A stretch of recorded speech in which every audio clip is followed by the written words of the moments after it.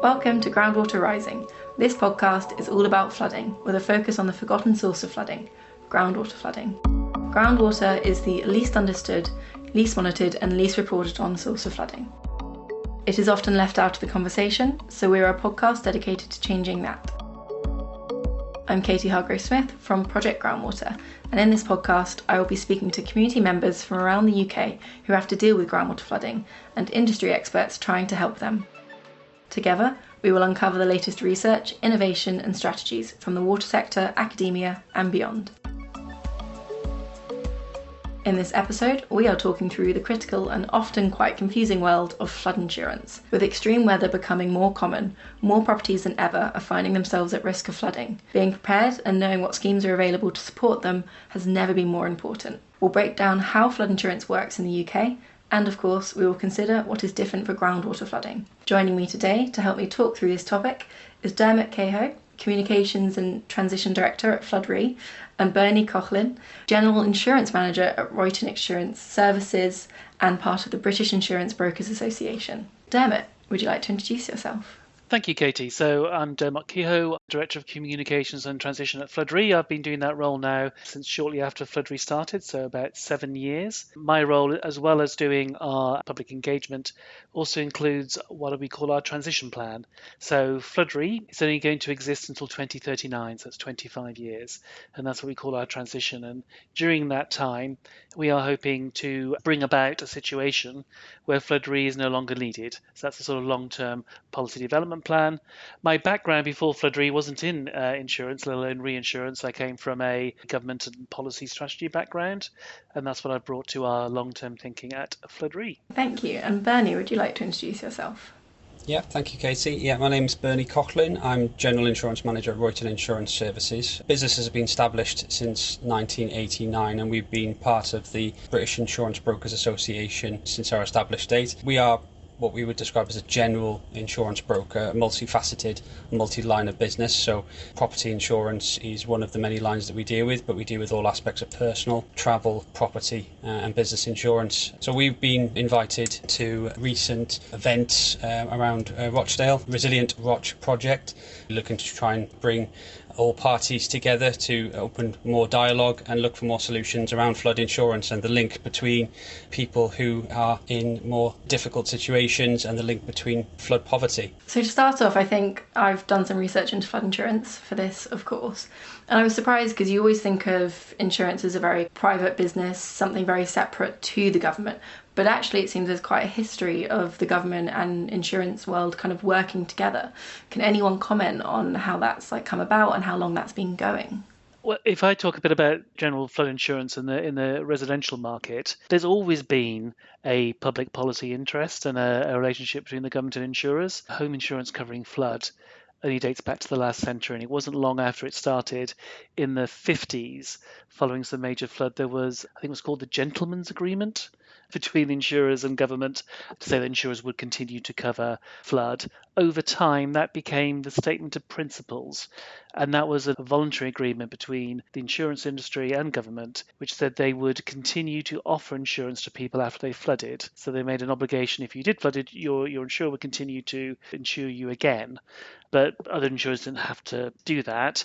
That worked to an extent, but there are a number of problems with that. It wasn't necessarily affordable. So often your insurer would offer you insurance again, but it would be extremely expensive, or the excesses would be extremely high. One of the other problems with this is the big established insurers then were accruing all the flood risk, and new entrants to the market, of course, didn't have that. So it wasn't ideal.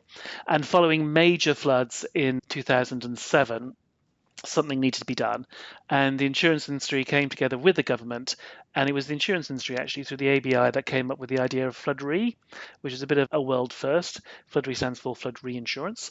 So under this agreement, they signed a memorandum of understanding, and basically the insurance industry agreed to put up £180 million a year. Flood Re would then buy reinsurance on the global markets.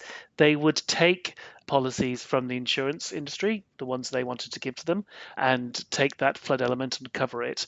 And in return, the government committed to spend 2.6 billion over 6 years on building flood defences. And the idea between them that the government would do what was necessary in order to manage flood, and the industry would commit to do what was necessary in order to give people cover. And so our primary purpose is that Flood Re is here to enable both the availability and affordability of flood insurance. We measure that in two ways. So in terms of availability, we look at price comparison sites and we put in flood risk policies. Before the Flood Re scheme was launched, if you had had a recent flood claim in the last 5 years, I think it was 5% of people could get 5 or more quotes. So no one would really quote for your business. And since Flood Re was launched, you can get 99 to 100% of people with a previous flood claim can now get up to 15 quotes to choose from. And then secondly, the cost of those quotes. So people before 2016 were paying significantly less. In fact, 4 out of 5 of them were paying less than half what they paid before. So the moment the scheme is working, but as I touched upon earlier, the scheme is time limited for 25 years and will cease to exist in 2039. So how is that scheme funded? So we collect a levy from the whole insurance industry. Originally that was 180 million. It's come down to 135 million and will go up next year to 160 million. This is by law, by statute. The amount each insurer pays is proportionate to their share of the home insurance market. So if you have 14% of the home insurance market, you pay 14% of the levy. And that's the lion's share of the funding for Flood Re. What that ensures is that the burden is spread, so all insurers contribute. So unlike the previous statement of principles where some insurers were accruing all the flood risk. So the whole insurance industry pays. So then what happens, the insurance industry, they go about as normal. If you're a customer, if you're a householder or a homeowner, you buy insurance as normal. There's no difference for anybody else. You go direct or through a broker or a price comparison site, you buy your insurance, and then the insurer decides whether or not to give that policy, the flood element of that policy, to Flood Re. They obviously don't do it with those not at risk of flood, and they don't give us all their flood risk either. They give us a proportion of that flood risk. We then charge them, and that charge is dependent on council tax bands. So you pay less in council tax band A and up it goes. And that is all in order to relate what you pay to your ability to pay. The assumption, it's not 100% accurate, but if you've got a higher council tax band, you're in a bigger house and you can afford to pay a bit more. And that gives us some income. It's probably about 25% of our income. But the main point of doing that is to relate it to ability to pay. What that does in effect is it caps the amount of money any individual will pay for the flood element of their insurance. So let's say you're in council tax band B, go to your insurer, they'll give you a price. That will include everything, fire, earthquake, everything else, sort of damage, and they'll also make an assessment about flood. If, say, in council tax band B, our charge for that is, say, £165, if the insurer thinks, oh, well, insuring that flood element, that's about 50 quid, then they'll keep that risk themselves. If they think, well, it's about £300 just for that flood element, they can pass that to us, and we'll only charge them £165. So what in effect that does is for each council tax band, there's a ceiling to what you can pay. So if you're at flood risk, you will pay more than someone who's not at flood risk, but there's a cap on that. And then if the worst happens, if there is a flood, then as a policyholder, you will go back to your insurer as normal. They will deal with your claim the way they would everybody else's. And when all that claim is completed and finished and all paid for, they then get in touch with us and we reimburse that insurer for that policy. So from a policyholder's point of view, it makes no difference in terms of how they buy insurance, which is a really important part of the scheme. But what it means in practice is there's a limit to how much they'll pay. So are all insurers signed up to this scheme? Effectively, so all insurers have to pay the levy. So that's where the fairness for the industry comes in. Every insurer you will have heard of is enabled for the scheme, and the degree to which they use it is entirely up to them. We've kind of covered why it was set up. It was because prices were becoming slightly unaffordable if you're at flood risk. And I think it's that kind of idea of people don't always know they're at flood risk, so they might not realise that's why. But how does insurance go about monitoring flood risk? How do they decide who's at risk and who's not? At Flood Re, we don't take a view of risk, so we take everything that's given to us. So we don't do that, but insurers do. And there's a number of ways they do that. There are catastrophe maps, which take a view of where the risk might be, and the UK is very well modelled for flood risk. The Environment Agency has a view of what flood risk is. I don't know, Bernie, do you want to add to that? In this situation, typically when insurance companies assess flood risk, they draw information in from all the available public data, such as the Environment Agency and various other sources. But ultimately, they look to drive that into their own software and their own make their own determination as to what would be deemed as high risk. And I think this is sometimes where, for me, this becomes a bit of a frustration because as part of my understanding, and again, Dermot, you might be correcting me if I'm wrong here, but I understand that the highest risk locations are essentially ceded to the flood rearrangement. What that does, it provides a bit of a grey area for insurance companies to determine what is high risk, what are the highest risks. In certain circumstances, what I think Flood Re deems as the highest risk and what the insurance companies believe is high risk differ. And I've had situations where the clients that we're talking to wouldn't necessarily deem themselves to be in high flood risk. The Environment Agency haven't identified that as a high flood risk, but the insurer have. And for whatever reason, then Flood Re hasn't been offered to be ceded. So essentially what we have then is the list of insurance companies where we typically deal about 28 different insurance companies for sort of what I'd say private household customers, none of which are quoting and none of them are looking to put any prices on the table. Now, given what Dermot's mentioned about, as I say, the access to market via the services from Flood Re, it does make me worry a little bit as to maybe the insurance broker industry need to catch up with this and maybe do some more work. Maybe BIBA have got to deal with like of Dermot to try and identify why this is the case. Maybe it's software houses, maybe it's the insurance companies direct. Either way, we need to get around a table and have this discussion. I think ultimately what we're saying is that there's the facilities there, the services are all there. I think we just need to bring them all together. I mean, this is one of the real key questions about flood risk and who's at risk. So first of all, just to clear up, Flood Re takes no view of risk. So we accept every policy that's given to us. We have no ability to accept or reject. So we don't take them. And some of the policies we get, we don't think are at risk at all, and many of them are. And if there's in a given flood event that we've had since our lifetime, normally around about a third, as a rule of thumb, of those policies will be ceded to Flood Re and 2/3 won't. So insurers make the decisions.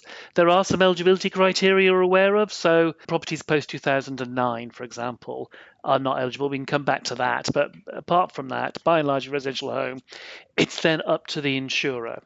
Now, the insurers, as I understand it, take different views of risk. Our evidence is the same as Bernie's, that a previous flood claim is probably the biggest driver. If you've had a claim, that's the biggest impact that it has. But they take a number of other things on board. And all the different insurers tend to be quite reluctant to talk about how they make those assessments because that's their business. So different insurers are competing. They're all taking different views of all the risks they have, and that's how they make their money. So they don't share their ceding decisions with us.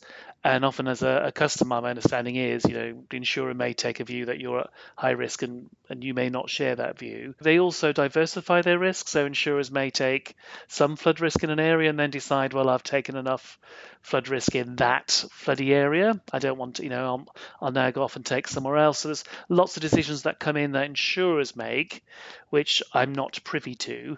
And some of the impacts of that on individuals can be difficult to fathom or understand. But we take anything that's given to us. We have no ability to refuse anything. I'm glad we've had this conversation because that's going to be my ammunition next event occurs. I think that's where it's trying to identify, what that criteria is. And I think it come back into the original question. I think insurance companies perhaps going further beyond the flood risk, determining whether or not they want to place the case. I don't think it's quite as simple as that because the door is left open by the sound of things. I think one of the fears that people have on our project, so on Project Groundwater, we are producing flood risk maps for groundwater flooding, which I know we said previously there's like really good modelling and mapping in the UK, not for groundwater. So groundwater there's no public maps available, there's no modelling that's been done with it that is accessible to the public. So we are creating maps that will be accessible to the public. We're seeing some fear within the communities that we work with that actually releasing these maps, while it will help them understand their flood risk,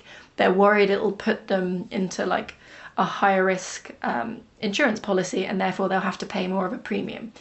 Do we think that's likely to happen if we release these maps publicly?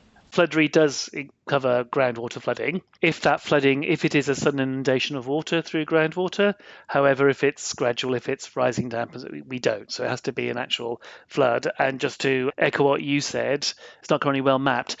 There is that double-edged sword between knowledge and what the implications of that might be.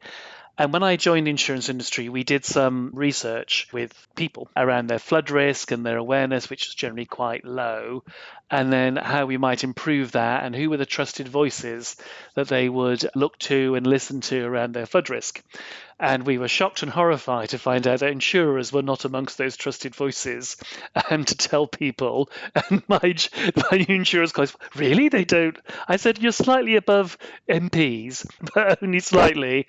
When insurance companies talk to people around their risks, I say this as a consumer myself, my immediate reaction is they're trying to put my premium up or whatever, or they're looking for reasons not to do that.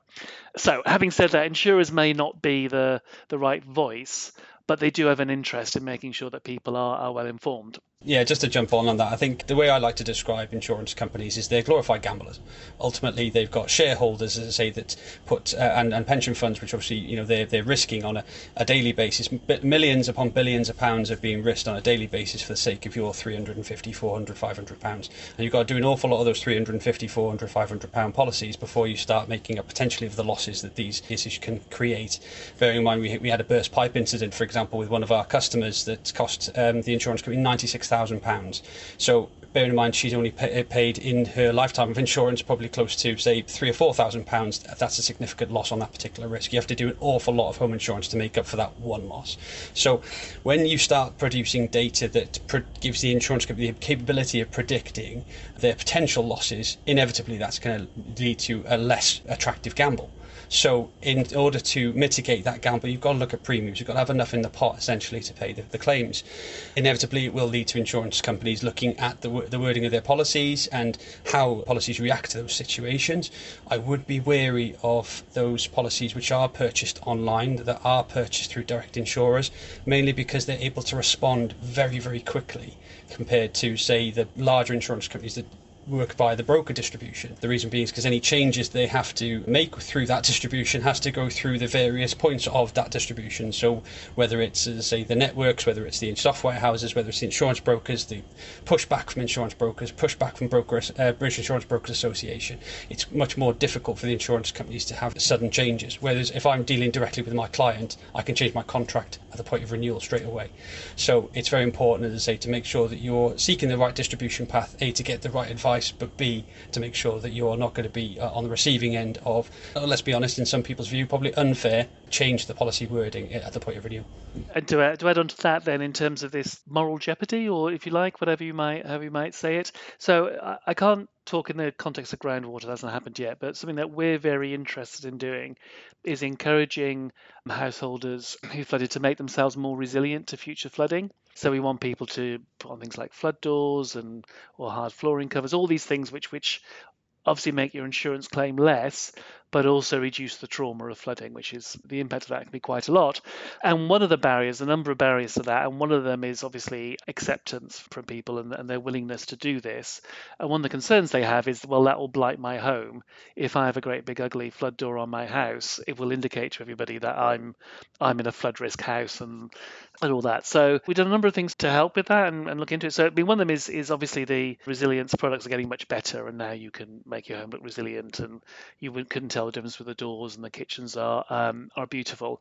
But also we're trying to sort of flip the messaging and saying, actually, if this is not, as you say, groundwater yet, but say you're in an area of river flooding or surface water flooding, if you're in a high risk area and you've flooded twice in the last 20 years, the cat's out of the bag. And what you need to do is be prepared and have a home that is adapted and livable, and that actually gives you a positive benefit to the home next door or the other home down the street that isn't, and when you come to sell or rent or whatever. So for example, you wouldn't buy a house that didn't have smoke alarms in or locks on the windows. If you went into a house that no locks on the windows, you wouldn't think, oh, they live in a low crime area. You'll think, this house isn't very well looked after. So it's trying to get that sort of flip. So I suppose ultimately, if people are at risk of groundwater, the fact that it's mapped is probably not really the problem, although I can see why the worry is there. But ultimately, you've got to think, what can we do about the fact that we're living with a groundwater risk, and that includes, in terms of insurance and adaptation and everything else. Just picked up on one of the points there as well you made about the flood resilience, and a lot of work's been done. Resilient Roads project, and one of the discussions we had around table with the council, one of the questions asked, well, if I look to, as an individual, go about the flood resilience, putting the flood doors in, as say, concrete floors rather than wooden floors, and making my property more secure, what direct benefit do I get from my insurance policy? And I think the question was initially led financially, but on all counts, I think the answer, unfortunately, is not very much in terms of the pricing, in terms of the way the policy is worded. It's a case of more acceptance, I think, from insurance companies. It's either yes, you do it and you get the cover, or no, you don't. I think a lot of people would expect that if you buy a burglar alarm, then you're going to be less likely to be burgled, therefore I should be paying less. If I buy a flood resilience, whether it's a flood door, I should be able to get lower premiums for my property insurance because I'm less likely then to claim on my policy for flood. And I think that's possibly where things are missing at the moment, because there is no financial benefits really on a sort of direct scale, which is a bit challenging. Spend £3,000 on flood defences around your property, but your insurance isn't going to go down. It's not a great message. Absolutely, Bernie, and this is my day job, so this is where, when I talk about transition, this is what we're really focused on. We have an initiative at the moment called Build Back Better, which started a couple of years ago, but essentially you get up to £10,000 to make your home more resilient and resistant to flooding. Now, the immediate advantage to that is, if you were to flood again, you could be back in your home in hours or days rather than weeks or months, and that's a real big win. But as Bernie rightly says, there's no way of recognising that within your insurance, and particularly if insurers are paying for Build Back Better, why aren't they then recognising that you are better protected than your neighbour? So we're doing a lot of work. We're really focused before we go in trying to embed that and normalise that. There's a number of things you need to do. First of all, you need to be able to measure the benefit of those adaptations. What have you got in, and how much extra protection does it give you? And that's about what you've got in, and also the context of where you are. So I think for groundwater flooding, Katie, that's why the flood mapping is really important, because the nature of the flooding you have obviously dictates the nature of the adaptations you need. So flood doors may not really help you with groundwater flooding, but a flood resilient floor, for example, and raising your plugs and those sorts of things really would. So you pull that together, and so we're doing a lot of work with Middlesex University on what we're calling the scoring methodology, and what we want to see happen is something called flood performance certificates. So any home that's at risk of flood can have a certificate which records their flood performance. As you can imagine, there's a lot under the hood of that. But if you think about an EPC, but better, more rigor, but it's that, so you'd have a grading. And then if we get to that situation, and we're involving insurers and lenders and the Environment Agency and everybody, so everyone accepts this sort of grading, then I think you could start looking at insurers will be able to recognise those certificates and then give some credit. Yeah, so that's where we want to get to. There's quite a lot of practical obstacles, like I touched upon, and then I think we need some industry changes and other changes to then accept it and normalise it. You knocked the nail on the head for me, because obviously the FPC was something that we've talked about, and obviously it's still kind of at the development stages. It gives us the ability to use that as leverage towards the insurance companies to accept the risk and obviously look to improve their pricing directly as a result of it, and I think that's drastically needed. I think it's really interesting with the idea of, if you become more resilient, you could potentially reduce your insurance, but how would that consider the kind of methods that you need to deploy? So things like getting a better flooring, raising up your plug sockets, that you don't have to do anything. But the other thing that we have for groundwater at the moment is sump pumps. But you need to be checking that annually to make sure it works, because nothing worse is when it starts flooding and you realise you haven't checked your sump pump in ages, and then you have to deploy it and it costs quite a lot of money. How would that be reflected in one of these certificates, that it's something that you actively have to do rather than just exists? These are exactly the questions we're looking at in the scoring methodology. The biggest single concern that insurers have, and Benny, you can jump in on this as well, is maintenance. Again, we talk a lot about normalization. So if you use the example of smoke alarms no good if the battery's flat. There is, you'll be aware, fire brigades and so on, often reminding people to test their fire alarms every year and so on. So I think these things come with normalization and use and familiarity. So we've got a long way to go on that. It's about behavioral change. But as you also rightly point out, that there's lots of passive measures, raising your plugs and so on. Once that's done, it's done. And those are obviously easier to score and account for. Secondly, there's ways you can allow for the degree of maintenance. Insurers do that, all the time. So you can say, well, we know that 75% of people maintain these things, so you can make allowance for that. We'll work with some groups that do sort of apps, and these apps now are things that can remind you to do maintenance. But it's all predicated. The first step, awareness is the first step, as they always said. You need to be aware you're at risk of flooding. You need to accept a responsibility to do something about it. Not just you, the local authority and the government and insurance companies, but you also have one. Similar examples of this would be, say, recycling and all these other adaptations that have happened where people now recognise that they're responsible to do that.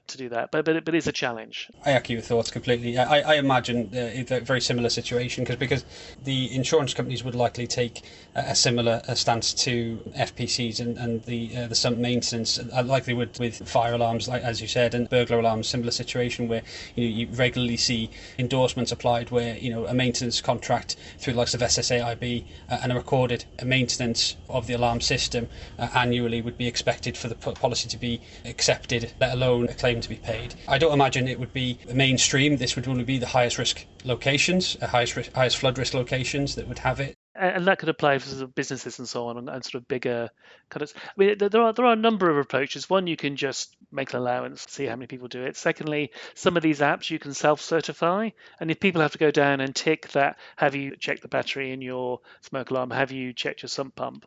And that does improve compliance if people have to, because people aren't dishonest. Some people might go tick tick tick tick, but most people go tick tick tick. Oh, I'll do that now if they do that once a year. And then you can also have with the FPCs, would they have to be renewed, say perhaps on a 5-yearly basis or a 10-yearly basis, and then that could be independently done. You'd have a surveyor come in and do that like you do with an EPC. So if that was done every 5 years, again, that would improve because at least every 5 years they'd be fully. So there's a number of things that you can do for individual homeowners that do increase compliance, for want of a better word, with the maintenance. Yeah, it is an issue. I think the indirect effect of obviously bringing something like this in is obviously driving up the standards for landlords. Interestingly, there's no legal responsibility for a landlord to have insurance at all. The FPC approach would drive up standards within those individuals who can't afford their own properties, likely to be renting properties and likely to be renting properties in higher risk locations. So it certainly would be the step in the right direction from my point of view if this was brought in, but I think it needs to go that one step further to also bring property insurance as a legal responsibility for landlords. The unfortunate situation is Flood Re wouldn't actually be something they could access. So even if they did want to insure for it, Flood Re wouldn't be accessible to commercial properties. But that doesn't necessarily mean it's uninsurable. It is insurable, but via different means. It just means you need to seek the best advice again, talk to an insurance broker and who can actually provide those services to you. Insurance is part of the picture, but insurance premiums aren't a huge driver of behavioural change, because if they were, you wouldn't need Flood Re. It's only a small thing. So I imagine for some of the people, the real advantage of having a sump pump is to protect yourself from flooding, and that should be the major motivation. A bit of a reduction, saving a few quid every year in insurance premium, generally should be like a nice to have. You can't say that's going to be the major driver. It really has to be, I want my sump pump to be working because I take my flood risk seriously and I want to protect my home. Well, flooding is extremely traumatic, as we know, so preventing it from happening in the first place is always going to be, I think, people's preference, to at least knowing that financially they're covered if it does. But there's always financial implications with flooding that insurance doesn't account for sometimes, so there is this kind of double benefit coming in that I think is really good. But to touch quickly on the commercial aspect, so if Flood Re isn't covering commercial, is there anything out there that's sort of looking to support maybe the smaller businesses that might be at flood risk that are struggling to get insurance because of their risk or because they flooded previously? The approach typically when it comes to commercial risks, the variety of commercial risks is huge. You have residential property owner, for example, as a commercial risk, right the way through to a large corporate manufacturer of products is also a commercial risk. So the approach to insurance is dramatically different depending on business description, the trade, the location of which they trade as well, of course. So SME clients, small limited companies, they would be asked generally the same questions, and it would be a case of, has your area ever flooded? Are you within 50 metres of an area that's ever flooded? But again, taking that public data, and each insurance company has their approach to drawing their decision around flood. I find typically that there isn't a distinction drawn between groundwater flooding and river watercourse flooding. It typically would be just any water that would enter the property would be excluded. In this situation, if there's an outright exclusion, a lot of insurance companies, if flood cover is already granted on the policy they have, they typically wouldn't quote at all, because they want to maintain that client's cover with the previous insurer. If the previous insurance company is then at renewal, perhaps re-evaluating the situation, and then it goes ahead to exclude the flood cover, the client can look to work with a company called Flood Flash, who are able to provide a policy which enables them to actually buy the cover back in again. It's not something that fixes every aspect of the exclusion, because as you can imagine, the flood itself can cause quite significant damage, material damage, content stock, the buildings, the wider area car parks can be damaged hugely, and that's something that's often missed on commercial policies. Flood Flash enables you to actually determine the element of cover that you want. You can say start at £2,000, £5,000, increase it to £10,000, and also determine how high within the property that the water reaches. You can sort of draw a line essentially in a number of centimetres before the policy activates. It's got a little sensor that sits obviously at that level, and when the water reaches that level, essentially your policy would be activated and you obtain then the claim for the figure that you've opted for. The drawback to it is it doesn't include anything over and above that figure that you've selected, so any subsequent losses. So you can imagine I've lost £10,000 worth of equipment, brilliant, I'll buy £10,000 worth of flood cover from Flood Flash, that's covered. But your downtime, your business interruption from the event, the recovery from that could be anything up to 12 months, 2 years, 3 or 4 years before you actually fully recover after the event. The area might not recover fully after the event. Unfortunately, that wouldn't be something that would be covered on your primary policy, because the flood exclusion goes further than just material damage. It goes into every aspect of the policy. It's an outright flood exclusion. Anything subsequential loss essentially would be excluded as well. So you have to be very careful with the figure that you choose, not just to say what the material value is of those items or that property. You have to look at the subsequent losses to the loss in trade. So it sounds like maybe there's a little bit more to do within commercial flood insurance to support, especially the smaller ones, which if it's just a one-off company, it might be a lot harder to recover from. Exactly. Insure clients within the what we call micro SME and SME areas, they typically don't recover very well, if at all, from losses like this: fires, catastrophic losses, floods, typically not advised correctly around their insurances. It's really sad because it's not as expensive as you'd think. A lot of package policies are available from mainstream insurance companies. Despite the flood exclusions, you can look to, as I say, obtain quite wide cover. And to move us into, again, we've been touching on groundwater a fair bit, but there is a difference with groundwater flooding when it comes to insurance, because unfortunately sometimes the wording that is used in a policy doesn't cover groundwater insurance. So we've had someone that we've met through Project Groundwater who said that they thought they were covered. They were groundwater flooded, the groundwater rose slowly through their floors, and the insurance cover said that that's technically not covered because we cover for insurance that comes in from outside. And they didn't consider coming up through the ground as coming in from outside. Have you ever encountered anything like this when you've been working in insurance? I've had one incident where a property was built on a capped spring. The property developer uncovered a natural spring, didn't mention it to anybody, and just capped it off and then built the house over the property.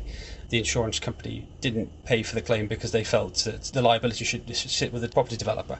The client was eventually reimbursed and the problem rectified by the property developer, but that's largely the only incident I can think of through our distribution where that hasn't been covered where water has come up through the property. I think, this is a sort of standard, I think this is an insurance standard definition of flooding.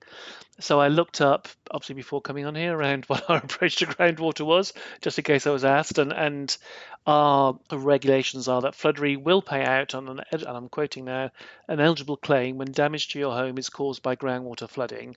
However, the groundwater has to enter your home from the outside and has to do so with substantial and abnormal volume, weight or force. This means that Flood Re will not cover gradual seepage of water such as rising damp. We follow the fortunes, so we pay out when insurers pay out. So, for example, the other big thing, one of the biggest claims in insurance is escape of water. But that means if your water tank bursts, that's not a flood. That's an escape of water. And there's also a difference between storm damage and wind damage. So we cover free from storm damage. So there's lots of these definitions that exist and trigger whether or not for something to be considered a flood, it has to come from outside the building.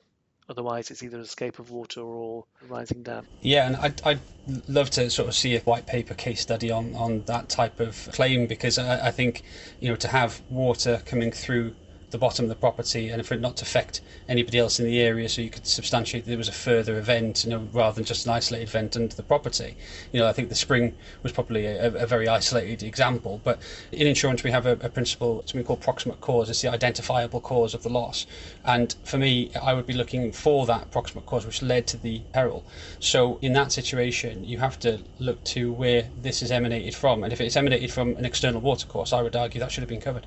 Yeah, I think it's also quite difficult because it can impact sewers, and we get this thing where, is it the water company's fault or is it a flood? So when the water will overwhelm the sewage system and it will push the water up, and you'll be flooding internally, but it'll be coming through your pipes. Yeah, fairly locally. Yeah, exactly. You might have a situation, again, it's trying to understand, again, we circle back to what I would describe as the proximate cause in this situation, because, you might have more of a standing water incident where, you have a blocked drain, typically by leaves, because they have been, as I say, cut back, and then you find that a drain outside your property is being blocked, and then that essentially would lead to a standing water incident and groundwater rising from that event. So again, it's understanding the detail, because in situations like that, then there's an argument. Obviously, we'd have to uncover the full detail, but there's an argument from the insurance companies that would be deemed as maintenance, and essentially be repudiated on the basis, well, the property hasn't been maintained to the standard, i.e. the drainage hasn't been cleared. Unfortunately, in that situation, you always try your best to be on both the side of the client and the insurance company wherever possible, but I'd have to sort of veer towards the insurer on that occasion to say, well, one of the requirements for the insurance to be valid is the property has to be in a good state of repair, and I would argue that possibly would infringe upon that principle. At least the good thing with groundwater flooding is blocked drains doesn't tend to have much of an impact, because the water's coming at such a high volume from below, probably would unblock a drain at that point, sheer force of the water. But it's one of those ones that, because it's not well known about, people don't really understand it, you're trying to talk to your insurer and you're trying to say, no, the water is literally coming up through my floorboards, they'll be like, oh, that's probably then a burst pipe underground. And that it starts that conversation, and because there's that lack of kind of national understanding about groundwater flooding, and the resident's not necessarily going to be an expert, they're just like, well, it's not a burst pipe, I don't think, but it is coming up. It kind of leads to those very difficult conversations where they're trying to advocate for themselves without all of that information.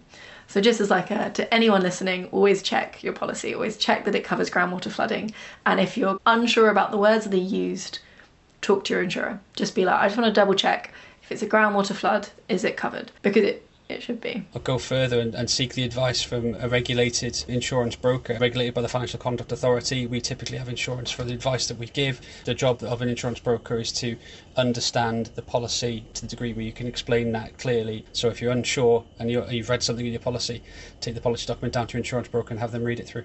We had another very unfortunate situation with people that we've been working with through the project, where they had a groundwater flood and their property, sort of commercial, sort of not, but they had a property that was flooded, and because of the nature of groundwater flooding, the flooding did last a good couple of months. So this property really was having that flooding lasting in there for a couple of months. And the insurance said that they do cover groundwater flooding, that is absolutely fine. But their response was, actually, we think that building should be pulled down and rebuilt, but we won't cover the full cost of the rebuild.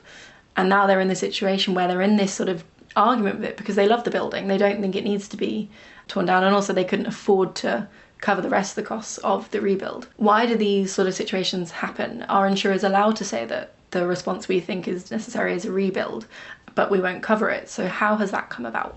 The key point here is reinstatement. One of the questions insurance companies typically ask is the property in a good state of repair? And it's a yes/no answer. And obviously, again, seek advice if you're unsure as to what that really means. But essentially, it needs to be good, habitable standard prior to the loss. Obviously, when we come to the phrase reinstatement, essentially it's the insurance company's responsibility to put it back in the way that it was before the event.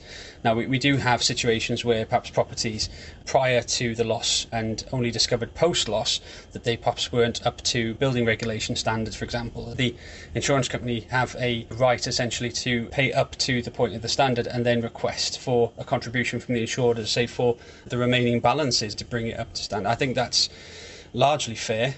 If that risk wasn't as it was presented, they have a right to negotiate that position. I think in some cases you can have situations where insurance companies won't pay out at all because they deem it as recklessly sort of misrepresented or recklessly underinsured, for example. But there are lines to be drawn. I think if it was simply building regulation standard, insurance companies typically within their policy would be able to cover that. If it's beyond that into knocking down a property and rebuilding it, I would argue the good state of repair question needs to be looked at, and whether that was represented in the way it should have been. Insurance brokers, we typically would go a bit further into the depth and understand the risks a bit better, particularly if properties were built pre-1850. Properties perhaps which have, they say, thatched roofs, that hard to source, difficult to source building materials, things like that, listed status. All those factors need to be brought into consideration and have the appropriate insurance company covering that risk at that time. So again, advice is key for me. You ain't going to get that advice from a meerkat. We talked about flood resilience, but it also gives you financial resilience. It's tend to be seen as a grudge purchase, like your car insurance. You have to get it, so what's the cheapest and so on. And actually, your home can be your biggest asset. So think of it more about financial resilience. And then secondly, it's to shop around and talk to people. People tend to be quite sticky with the insurer they've got and stay with them, but whether it's using a broker and talking through with someone like Bernie, if you have needs like Groundwater or whatever it might be, don't just necessarily take the first offer that comes your way, but get the one that's right for you and what you need. And then it's actually contributing to making you personally and financially more resilient, rather than just being something you have to do before it runs out as a grudge. Yeah, I think I'm a grudge purchaser. There's many of them. Most people, property owners, residential or commercial, have seen quite substantial increases within their property premiums, particularly in the last 18 months or so. I mean, patterns of weather are only getting worse. Likelihood is insurance companies are going to be reviewing their policy wordings, and obviously that's what's led to this discussion. It's important to make sure that these assets are covered, because contents, people forget about the value of contents. Oh, I'll just insure the building. Oh, I don't need to worry about contents. Really? How much was your mattress? Typically, average cost of a mattress is about £600. Your bed, you're talking £1,000 average. Bedside table, your furniture in your room, you could probably talk about £4,000, £5,000 worth of contents in your bedroom. Before you've left your bedroom, you've got nearly £5,000 worth of goods. So when you think about your clothes, when you think about everything else, if you have a flood and all that washes away, that's an awful lot of money to be finding, which you're not going to be covered for with your insurance. And for the sake of what starts from £60 a year for contents, insure it. It's not worth not. I think I'm underinsured now, Bernie. Hopefully not. We need to have a conversation, Dermot. You got me worrying, but I do have contents insurance. But I was in a situation where I moved into a rented property and they were like, you have to have contents insurance. It covers you for your liability to the landlord, so it's protecting their interests by you having it. I think, kind of coming from this, the advice I've taken is actually think about it, actually consider it. I think from a renter's point of view, really think about what you want and why you want it, and consider the wording. It's always our groundwater one, consider the wording, and don't just take the cheapest. And look into flood re, check if the area you're in, check the insurance that you're going to do, use flood re. I think obviously flood re is more with is it the building, or does it cover contents? Flood insurance, but both buildings and contents. Yeah. So look in that, and also look into the Build Back Better scheme as well. It's still kind of quite new, so that they're rolling it on, and Build Back Better may not be relevant for everyone. So the Build Back Better, you should ask your insurer about it. It's not so straightforward. You're not paying extra for it. It's were you to flood, and if resilience would be suitable for you, then that's a conversation they should be having, and you should be eligible for it. That brings us to the end of the episode. Bernie and Dermot, thank you so much for joining me. And if you're listening and know you're at risk of groundwater flooding, this is your reminder to check. I'm going to hammer it home. It's my favourite thing to talk about. Thank you for listening to Groundwater Rising. We're a new podcast looking to grow, so please hit the subscribe button on your podcast provider, leave us a review, and tell your friends and colleagues about us. Do you have a topic you'd like us to focus on Groundwater Rising, or would you like to join me to share your personal groundwater flood story? Please email me on groundwaterrising@projectgroundwater.co.uk. That's all for now. We'll be back on the last Thursday of next month with another episode of Groundwater Rising.